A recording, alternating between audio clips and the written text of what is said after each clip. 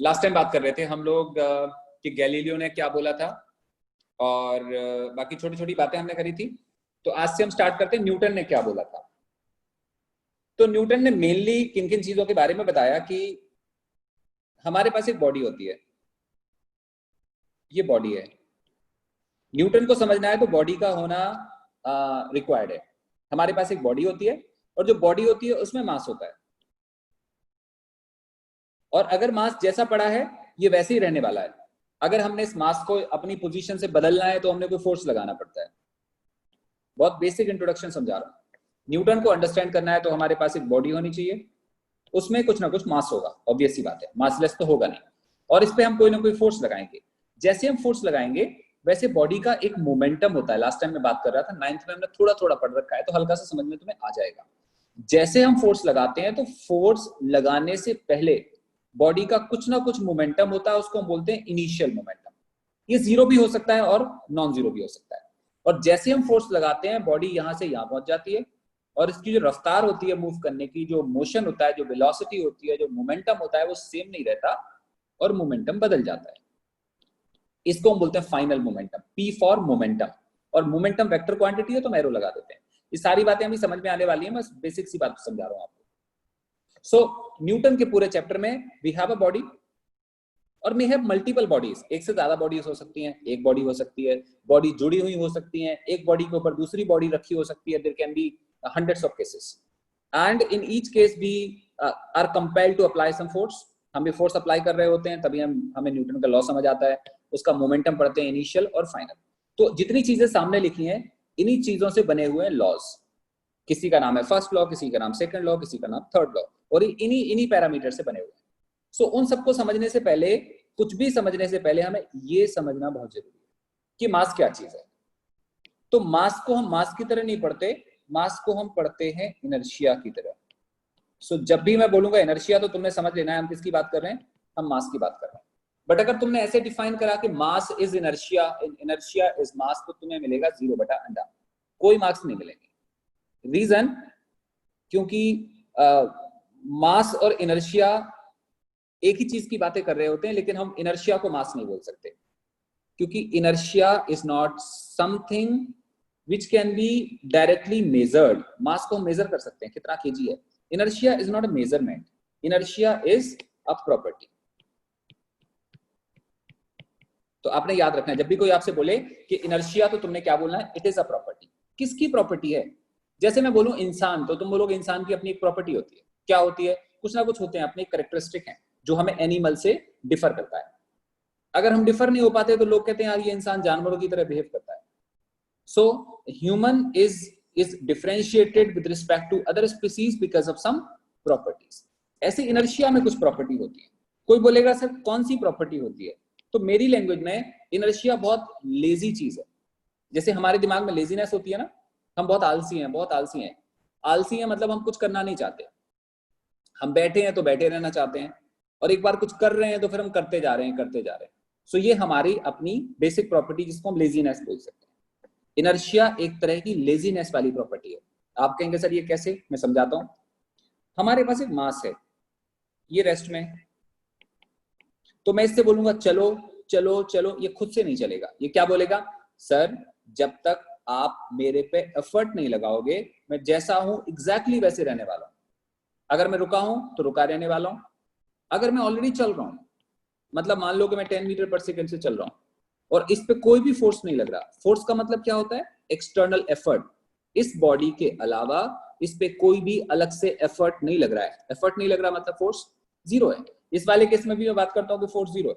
Let's say यहां भी force की वैल्यू इज जीरो, यहां भी कोई एफर्ट नहीं लग रहा, यहां भी कोई एफर्ट नहीं लग रहा। तो बॉडी अगर रेस्ट में है तो हमेशा रेस्ट में रहने वाली है। अगर 10 मीटर पर सेकंड से भाग रही है तो it is going to run forever with 10 metre per second, जब तक हमने फोर्स नहीं लगाया। इससे क्लियर हुआ, इनर्शिया में इनर्शिया रेस्ट वाला भी होता है, इनर्शिया मोशन वाला भी होता है, और इनर्शिया डायरेक्शन वाला भी होता है। डायरेक्शन का मतलब क्या हुआ, हमारे पास एक बॉडी जिसका मास m, ये v वेलोसिटी से भाग रही है, और अगर हम कोई फोर्स नहीं लगाते तो ये हमेशा एक ही डायरेक्शन में भागेगा, मतलब खुद से इसकी डायरेक्शन में कोई भी बदलाव नहीं होगा। अगर हमारे पास बॉडी है और ये v वेलोसिटी से भाग रही है और कुछ देर बाद सेम बॉडी v वेलोसिटी से इधर भाग रही है, तो तुम बिना सोचे बोल सकते हो कि इनर्शिया की प्रॉपर्टी है कि वो सेम डायरेक्शन को मेंटेन करके रखता है। जिस डायरेक्शन में भाग रहा था इसकी टेंडेंसी है कि वो उसी डायरेक्शन में भागे। अगर ये इधर से टर्न होके इधर हो गया, इसका मतलब पक्का इस पे किसी ना किसी ने कुछ ना कुछ फोर्स लगाया होगा। बिना फोर्स लगाए ये हो नहीं सकता, क्योंकि इनर्शिया की प्रॉपर्टी है कि वो अपने डायरेक्शन को खुद से चेंज नहीं करेगा। सो ये था बेसिक इंट्रोडक्शन अबाउट इनर्शिया। अब हम समझने की ट्राई करते हैं इतनी बातों से हमें क्या समझ में आया कि इनर्शिया क्या चीज है। तो आप बोलोगे सर ऐसा करते हैं, हम एग्जामिन करते हैं। हमारे पास ये बॉडी है, मास है में और ये रेस्ट में। तो आप क्या बोलोगे? आप बोलोगे if no force is applied, no force is applied, तो क्या होगा? तो ये होगा कि it will be at rest. तो हम एक बढ़िया सी डेफिनेशन बना सकते हैं। क्या बना सकते हैं? A body at rest has tendency to be at the state of rest. मतलब जैसा है ये वैसा होने की ट्राई करेगा, वैसा बने रहने की ट्राई करेगा। कब तक? Until some external force is applied. हम ऐसे भी समझा सकते हैं या ऐसे समझा सकते हैं कि इनएबिलिटी, किसी बॉडी की अपनी inability to change its state of rest is inertia of rest. बहुत ज्यादा लर्न नहीं करना, बहुत ज्यादा रटना नहीं है, अंडरस्टैंड करने की ट्राई करना है। इनर्शिया क्या है? सबसे पहली बात तो आंसर आता है सर ये प्रॉपर्टी है। कैसी प्रॉपर्टी है? एक ऐसी प्रॉपर्टी है जो खुद को बदलना चाहता है कि नहीं चाहता? खुद को बदलना नहीं चाहता है, ऐसी वाली प्रॉपर्टी को हम बोलते हैं इनर्शिया। अगर ये रेस्ट में है तो रेस्ट में बने रहना चाहता है, और चल रहा है तो ये चलते रहना चाहता है, ऐसे वाली प्रॉपर्टी को हम बोलते हैं इनर्शिया। बट यहां पे हम बात कर रहे हैं रेस्ट की, तो we'll talk about the inertia of rest. तो थोड़ी सी लाइन लिख लो, ज्यादा अच्छा होगा। कॉपी पे लिखो, inertia it is property of a body,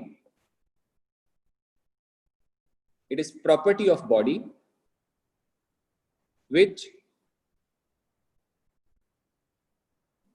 allows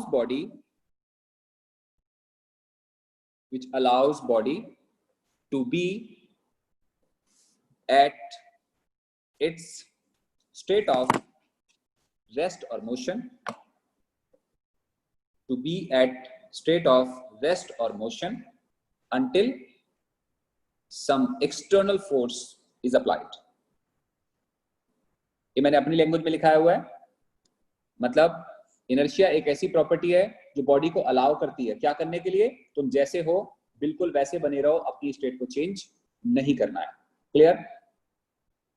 अगली नेक्स्ट डेफिनेशन लिखो इन्वर्टेड कॉमास में, जो एक्चुअली बुक्स में लिखी है, एनसीईआरटी में डेफिनेशन लिखी है, वो आप लिखो इन्वर्टेड कॉमा में। This ability of a body to change by itself its state of rest or state of uniform motion along a straight line is called inertia of a body. Inertia of a body. आगे लिखो, inertia is divided in 3 different types. Inertia is divided in 3 different types. Number 1 point, that is called inertia of rest. Inertia of rest. और आसान है, inertia of rest का क्या मतलब हुआ? अभी मैंने आपको समझाया। अगर एक बॉडी रेस्ट में है तो वो क्या ट्राई करेगी कि हमेशा कैसी बनी रहे? वो हमेशा हमेशा रेस्ट में बनी रहे। तो ऐसी वाली प्रॉपर्टी को हम बोलेंगे इनर्शिया ऑफ रेस्ट। इसमें थोड़ा सा लिखो, if a body is at rest, if a body is at rest, then it has tendency to remain at rest. If a body is at rest, then it has tendency to remain at rest until external force is applied. जब तक हम बाहर से कोई force नहीं लगाएंगे, इसकी tendency क्या है, ये रेस्ट में है तो हमेशा हमेशा रेस्ट में रहने की ट्राई करेगा।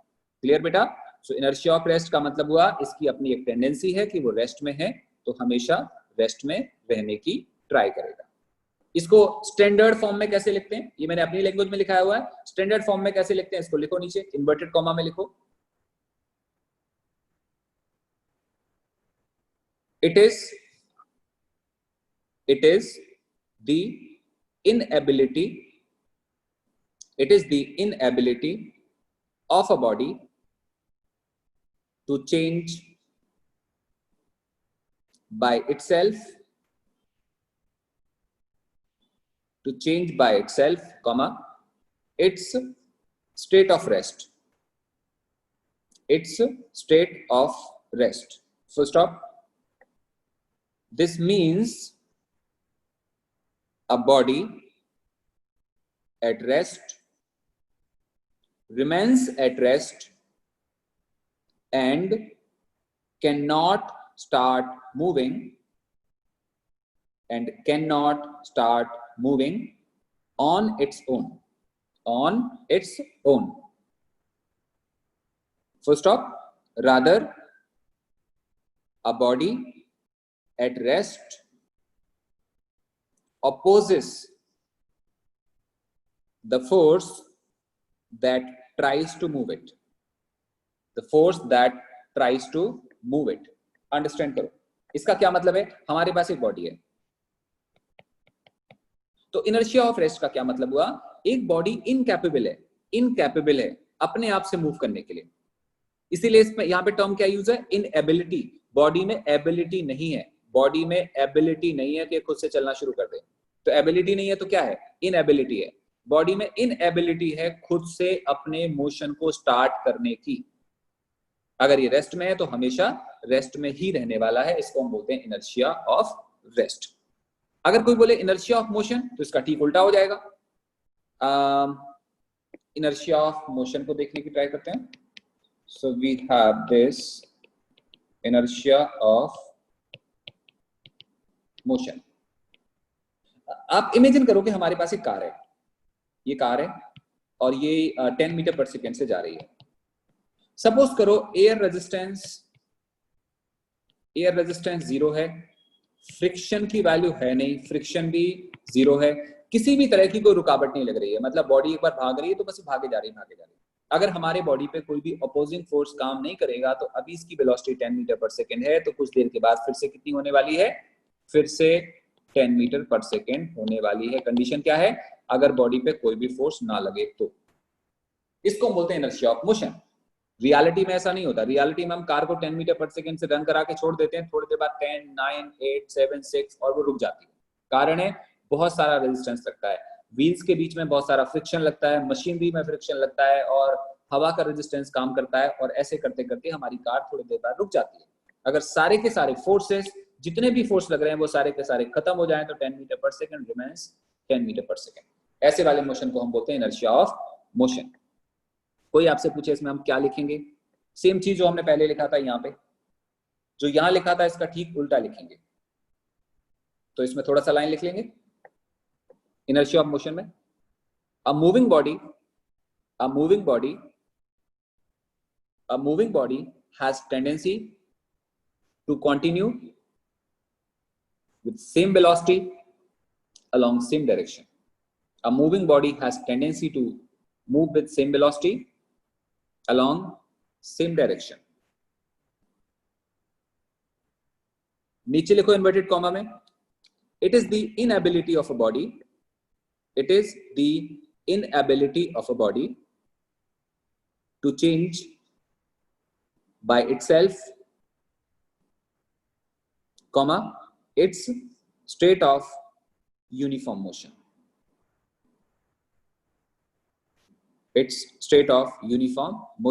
बाकी की लैंग्वेज जो हम लोगों ने पहले वाले में लिखी थी वो सेम है। अगर आप चाहते हैं इस लैंग्वेज को एनहांस करना, एक्सटेंड करना, तो आप पहले वाली लैंग्वेज को उठाओगे, वहां पे रेस्ट लिखा था, यहाँ पे मोशन लिखा है, आपको पूरी बात समझ में आ जाएगी। हमें क्लियर हो गया इनर्शिया ऑफ मोशन का क्या मतलब है। कोई बड़ी सिंपल सी लैंग्वेज में बोले तो तुम क्या बोलोगे, इनर्शिया क्या चीज है? इनर्शिया एक इस तरह का नेचर है कि वो अपने आप को बदलना नहीं चाहता। Inertia does not like kind of change. वो चाहेगा मैं जैसा हूं बिल्कुल वैसा ही रहने दो, मुझे बदलाव पसंद नहीं है। लेकिन अगर तुम बदलाव करने की कोशिश करोगे तो तुम्हें फोर्स अप्लाई करना पड़ेगा। और यहाँ हम किस बदलाव की बात कर रहे हैं? यहाँ हम बदलाव की बात कर रहे हैं मोमेंटम से। अगले वाले टर्म में आपको मोमेंटम समझाऊंगा। तो इनर्शिया मोमेंटम के साथ रिलेटेड है। अगर बॉडी का मोमेंटम जीरो था तो वो जीरो ही रहेगा अगर हम फोर्स नहीं लगाते। अगर बॉडी का मोमेंटम कुछ है तो वो उतना बना रहेगा अगर हम फोर्स नहीं लगाते। सो इनर्शिया और मोमेंटम का टॉपिक पूरी तरह से रिलेटेड है, right? So it was inertia of motion. Now we have third, and that is inertia of direction. So we have inertia of direction. आपको अच्छे से याद होगा, अभी हमने सर्कुलर मोशन पढ़ा था, उसमें हम क्या पढ़ रहे थे? हमारे पास एक बॉडी होती है और वो सर्कल पे भागने की कोशिश करती है। मान लो इस बॉडी का मास m और वेलोसिटी v।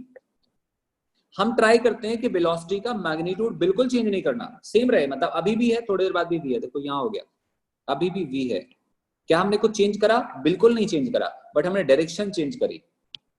इनर्शिया का मतलब अपने आप को बदलना नहीं है, लेकिन यहाँ तो बदल रहा है। यहाँ पे क्या बदल रहा है? Magnitude is not changing but direction is regularly changing. So to change direction means we are changing something. If we are changing something, then it cannot happen automatically. We have to apply some force. और ऐसे वाले force को हमने centripetal नाम दिया था, वो हमें चाहिए था, जो हमने लास्ट टॉपिक में पढ़ा था। तो यहाँ पे अगर हम डायरेक्शन को बदल रहे हैं तो हमें कोई ना कोई फोर्स रिक्वायर्ड था। अगर गलती से ये फोर्स लगना बंद हो गया, जिस मूवमेंट पे बंद हो जाएगा, मान लो फोर्स जीरो, सपोज करो ये एक स्ट्रिंग के साथ बंधा हुआ, this body is tied with a cord at the centre, और अगर कॉर्ड टूट गई तो फोर्स खत्म। फोर्स खत्म तो आपको पता क्या होगा इसके साथ? इसके साथ ये होगा, जिस डायरेक्शन में भाग रहा है ना इस पर्टिकुलर मूवमेंट पे, ये उसी डायरेक्शन में भागता रहेगा। अगर ग्रेविटी काम नहीं कर रही हो और एयर रेजिस्टेंस काम नहीं कर रहा हो, तो जैसे पार्टिकल यहाँ से डिटैच होगा, ये इनफाइनाइट टाइम तक इसी डायरेक्शन में भागता रहेगा, भागता रहेगा। अगर कॉर्ड यहाँ पे टूट गई, जब पार्टिकल यहाँ पे था, अगर कॉर्ड टूट गई, फोर्स जीरो हो गया, तो ये जैसा है वैसा ही रह जाएगा और इस सेम डायरेक्शन में भागता रहेगा, भागता रहेगा। This is called inertia of direction. जो दो चीजें हम लोगों ने पहले लिखी, हम यहाँ पे भी सेम लैंग्वेज को लिखेंगे। क्या लिखेंगे? थोड़ी सी लाइन लिख लो। A body has tendency to continue moving. A body has tendency to continue moving along same direction. To continue moving along same direction. If we want to change its direction of motion, if we want to change its direction of motion, then we have to apply some external force. ये मैंने अपनी language में लिखा दिया। अब मैं लिखाता हूं जो बुक्स में लैंग्वेज लिखी होती है, नीचे इन्वर्टेड कॉमा में लिखो बेटा। It is the inability of a body. It is the inability of a body to change by itself its direction of motion. That is a body continues to move along the same straight line unless compelled by some external force to change it. Unless compelled by some external force to change it. Perfect. It was about inertia. अब हम बात करते हैं momentum की। मैंने आपसे बोला laws of motion को समझना है तो ये बेसिक बातें समझनी पड़ेंगी। उनमें से एक चीज है ये मोमेंटम। मैं आपको एक्सपेरिमेंट करा के दिखाता हूं। ये हमारे पास एक वॉल है, दीवार है ये, और ये बहुत ज्यादा स्ट्रॉन्ग दीवार नहीं है, बहुत ज्यादा नहीं है ये, मतलब धक्का मारोगे तो गिर सकती है। हम क्या करते हैं, हम एक बॉडी लेते हैं जिसका मास कोई 10 kg के बराबर है, और इसको हम रन कराते हैं कोई 100 मीटर पर सेकेंड से। ये 100 मीटर पर सेकेंड काफी ज्यादा वेलोसिटी होती है, आप अंडरस्टैंड करो। इतनी वाली वेलोसिटी से रन कराते हैं, और ये जो चीज है वो इस दीवार के साथ टकराती है, और दीवार बहुत वीक थी तो दीवार टूट जाती है, ब्रेक हो जाती है। अब दोबारा हम क्या करते हैं, हम एक ट्रक लेके आते हैं, बहुत बड़ा सा ट्रक, मुझे इसका मास नहीं पता, कोई ऐसे जीरो लगा देते हैं ना, 10 टन का ट्रक हो गया, 1 टन में 1000 kg होते हैं, 10 टन का ट्रक हो गया, और ये भाग रहा है कोई बहुत आसानी से 1 मीटर पर सेकेंड। बेटा ध्यान से देखो, वेलोसिटी तो बहुत कम है, truck is running so slow, देखो 1 मीटर पर सेकेंड ओनली, लेकिन गड़बड़ पता क्या है, इसका मास बहुत ज्यादा है। जब ऐसे वाला ट्रक इस चीज से टकराता है तब भी ये दीवार टूट जाती है, क्योंकि इसका मास बहुत हैवी होने से इम्पैक्ट या इम्पल्स या धक्का या फोर्स बहुत ज्यादा लगेगा, तो जब ये इसके साथ कोलाइड करता है तब भी ये ब्रेक हो जाता है। तो न्यूटन ने सबसे पहले देखा कि बॉडी की कौन सी चीज है, बॉडी की कौन सी चीज है जो किसी दूसरी बॉडी पे टकराने के टाइम पे फोर्स लगाती है। क्या वो इनर्शिया है? तो पता चलता नहीं, इनर्शिया तो लेजीनेस है, इनर्शिया में का मतलब तो वो रेस्ट में भी हो सकता है, मोशन में भी हो सकता है। बॉडी की कौन सी चीज है जो किसी को टकराने से इंपैक्ट डालती है? तो पता चला वो दोनों का कॉम्बिनेशन है। अगर बॉडी में मास बहुत ज्यादा हो और वेलोसिटी काफी कम हो, तो अगर ऐसी हैवी बॉडी किसी से टकराएगी तब भी काफी ज्यादा इंपैक्ट छोड़ेगी। दूसरा, बॉडी में मास काफी कम है लेकिन वेलोसिटी बहुत ज्यादा है, अगर ऐसी वाली बॉडी टकराएगी तो भी इंपैक्ट काफी ज्यादा छोड़ेगी। इसका मतलब हुआ कि जो इंपैक्ट किसी चीज पे पड़ेगा, that is not only velocity और only mass, it is the combination of both.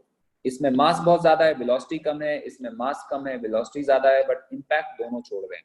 इसीलिए उन्होंने एक टर्म इन्वेंट करा, जिस टर्म का नाम दिया उन्होंने मोमेंटम, और उसको क्या बोला उन्होंने बोला it is product of mass and velocity. ये दोनों का प्रोडक्ट है। अगर न्यूटन को फोर्स जैसी चीज समझानी नहीं होती, सिंपल लैंग्वेज में बोलूं, if Newton was not determined to make you understand about force, तो उन्हें मोमेंटम को समझाने की जरूरत नहीं थी। मोमेंटम पिक्चर में इसीलिए आया क्योंकि उन्होंने फोर्स को बताना था। मोमेंटम फोर्स को बहुत अच्छे से डिफाइन करता है। जैसे आप कहते हैं ना, हमने स्लैप करा, किसी को थप्पड़ लगाया और बड़ी ज्यादा चोट लग गई, उसका कारण क्या होता है? हमारी पाम का या तो साइज बहुत हैवी है, या वेलोसिटी बहुत ज्यादा है, या दोनों बहुत ज्यादा है, तो हमारे पे इंपैक्ट बहुत ज्यादा लगता है। वो कहां से आता है? वो मोमेंटम से आता है। इसका मतलब बॉडी में होता है मोमेंटम, और जब हाई मोमेंटम की बॉडी किसी चीज से टकराती है तो वो एक्सर्ट करती है फोर्स। इसका मतलब फोर्स का कॉज कहीं ना कहीं मोमेंटम है।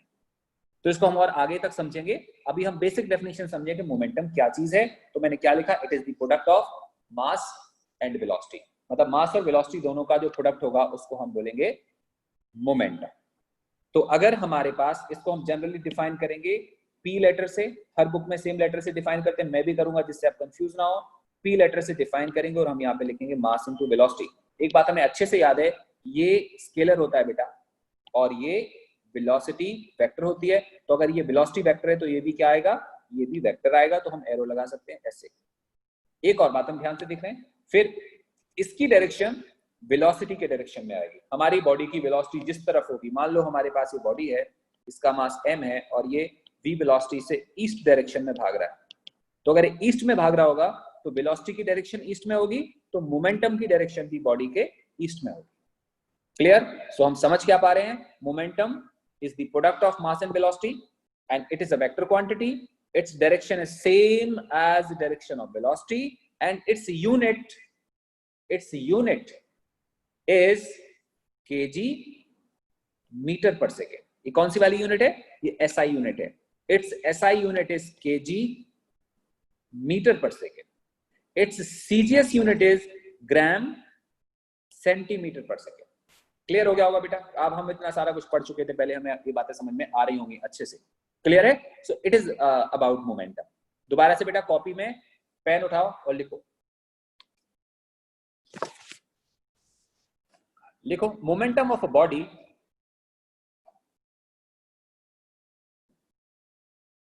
momentum of a body is defined as the product of mass of body and its velocity.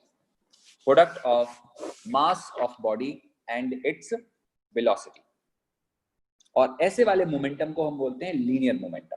Linear क्यों? क्योंकि बॉडी एक लाइन में चल रही होती है.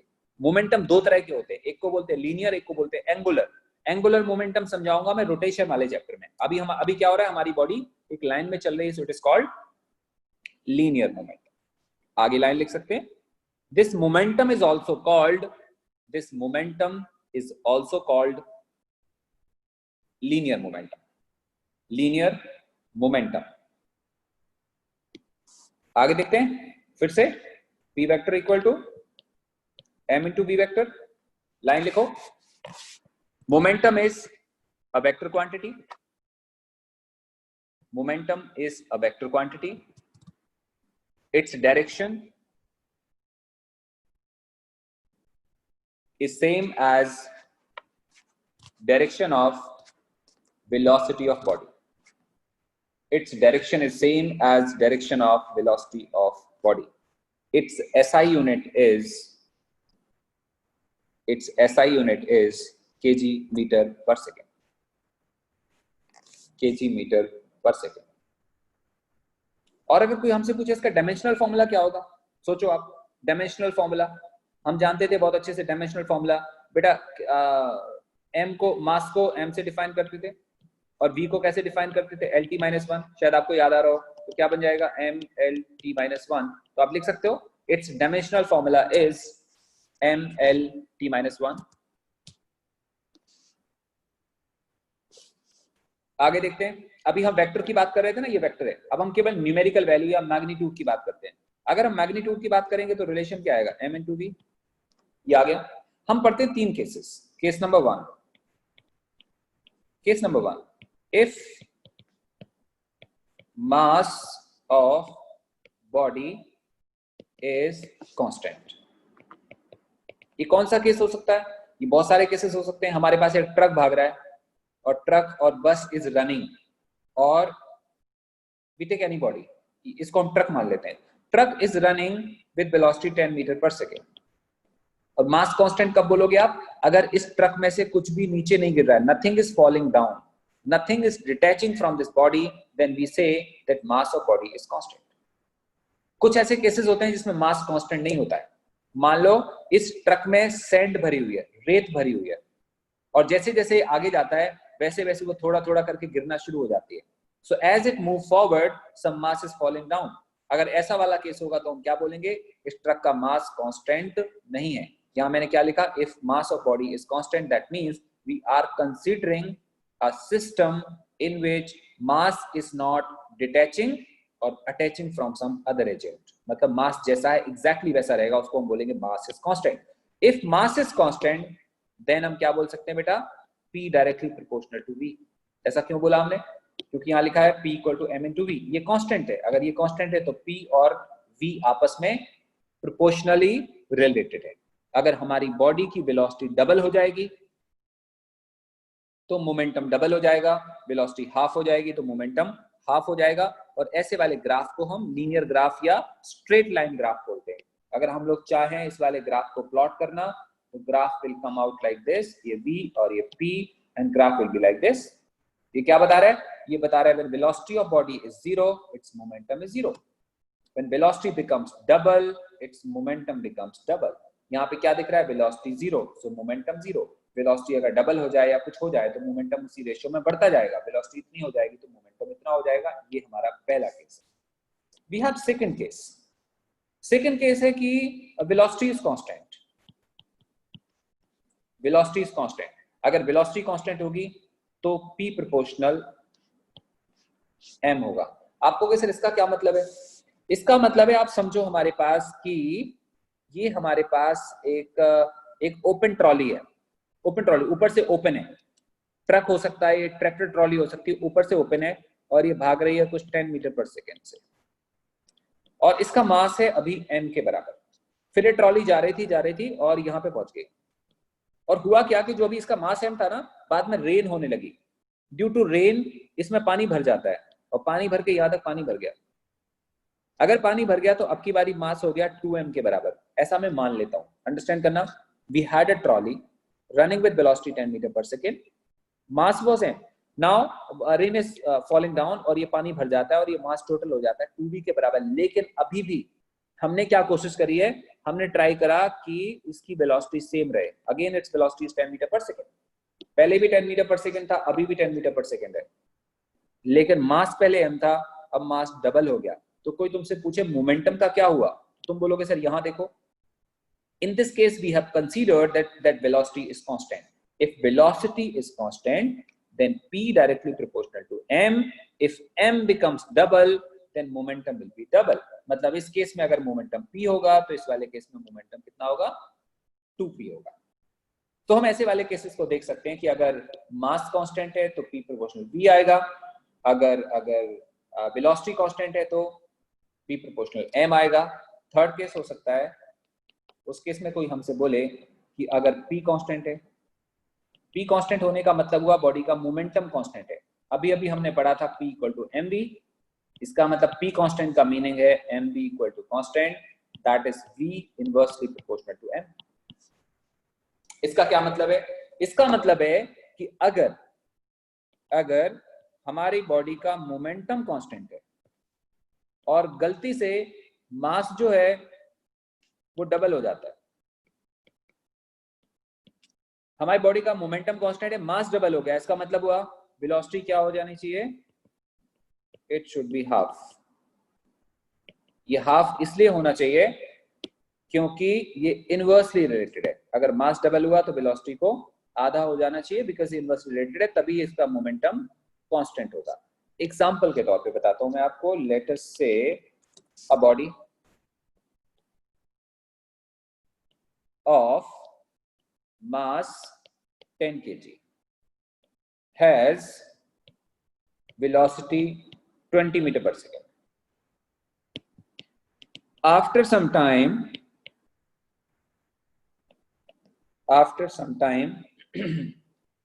mass becomes 20 kg, comma, find velocity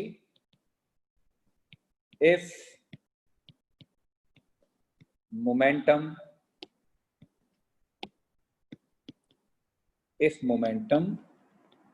remains constant। Question को समझो इस वाले आर्टिकल से। इस केस में हमने क्या देखा, momentum is constant, then relation ये आएगा। सेम क्वेश्चन है, a body of mass 10 kg has velocity 20 meter per second. After some time mass becomes 20, find velocity if momentum remains constant। Main concept क्या है, momentum constant है। अगर momentum constant होगा, मैंने अभी अभी आपको क्या बताया, v प्रोपोर्शनल 1/m होगा। इनवर्स होने का क्या मतलब होता है, अगर मास डबल हो जाएगा तो वेलोसिटी डबल होगी कि हाफ हो जाएगी, आंसर आएगा वेलोसिटी हो जाएगी हाफ। और हाफ का मतलब क्या हुआ, हाफ का मतलब हुआ this, that is 10 metre per second. आप ऐसे भी बोल सकते हैं, हम लोगों ने डायरेक्ट निकाल लिया, या फिर हम लोग थोड़ा इसको लेंथी भी सॉल्व कर सकते हैं। कैसे, जब वेलोसिटी थी v1, मास वाज m1, उसके बाद वेलोसिटी हो जाती है v2, मास बिकम्स m2। इसको हम 1 बोल सकते हैं, इसको हम 2 बोल सकते हैं, दोनों को डिवाइड कर सकते हैं। जैसे आप दोनों को डिवाइड करोगे, equation 2 divide by equation 1, it becomes v2 upon v1। Velocity होगी v2 अपॉन v1, तो मासेस में होगा उल्टा रिलेशन। उल्टा रिलेशन का क्या मतलब हुआ, this is m1 upon m2। अब हम लोग क्या कर सकते हैं, v2 upon v1 was, check करो v1 कितना था, v1 was this initial velocity, ये m1 है, m1 v1 m2, v2 हमें मालूम नहीं है, सो हम यहाँ पे प्लेस करते हैं v2 upon v1 was 20 equal to m1 that was how much, 10, और m2 कितना हो गया, 20। so what is v2, this comes out 10 meter per second। अगर हमें सब्जेक्टिव प्रॉब्लम सॉल्व करना हो तो हम ऐसे करेंगे, जैसा मैंने आपको दिखाया अभी सेकंड मेथड में, यहाँ से शुरू करेंगे फिर पूरा सॉल्व करेंगे, और अगर हमने ऑब्जेक्टिव सॉल्व करना हो तो हम इस पे थोड़ा सा दिमाग लगाएंगे और सीधा आंसर सामने आ जाएगा। So it was about the momentum. और सिंस ये वेक्टर क्वांटिटी है तो बहुत सारे क्वेश्चन वेक्टर फॉर्म में आ सकते हैं। कैसे आ सकते हैं? जैसे कोई आपसे बोलेगा example, a body of mass 5 kg has velocity 2 meter per second along east, comma 4 meter per second along north and 5 meter per second upward. Find momentum. आप इसको अंडरस्टैंड करो, इसमें क्या लिखा हुआ है? A body has mass 5 kg, comma has velocity 2 meter per second along east, 4 meter per second along north and 5 meter per second along upward. Find momentum. Momentum is not a scalar quantity, ध्यान रखना, it's a vector quantity. फिर अब कोई बच्चा बोल सकता है sir ये तीन वेलोसिटी कहां से आ गई? तो आपको याद होगा हम लोगों ने कंपोनेंट पढ़े थे, जितना वेक्टर का चैप्टर हमने पढ़ा है वो सबका कहीं ना कहीं पे यूज आता है। तो हम लोगों ने स्टडी करा था कि किसी एक बॉडी में तीन अलग अलग डायरेक्शन में वेलोसिटी के कंपोनेंट हो सकते हैं। ये कंपोनेंट एक्स एक्सिस में, ये लेट्स से वाई एक्सिस में, तो फिर इसको हम कहां मानेंगे? इसको हम जेड एक्सिस में अज्यूम करेंगे। तो उसके हिसाब से it's a solution, we'll have this v equal to 2i cap plus 4j cap plus 5k cap. Its velocity and mass is equal to 5 kg. So momentum was m into v, and that is 5 into 2i cap plus 4j cap plus 5k cap. So we get this as 10i cap plus 20j cap plus 25k cap. Okay बच्चा, ये कभी कभी multiply करते time मेरे से mistake हो जाती है, मैं ध्यान नहीं दे पाता, फास्ट पढ़ा देता हूँ। लास्ट टाइम एक कैलकुलेशन में गलती हो गई थी, जिसमें √25/2 आना था, मैंने वो 25 जल्दी जल्दी में लिख दिया था। तो ऐसी चीजें आप लोग चेक कर लिया करो। परफेक्ट है। So it is about momentum.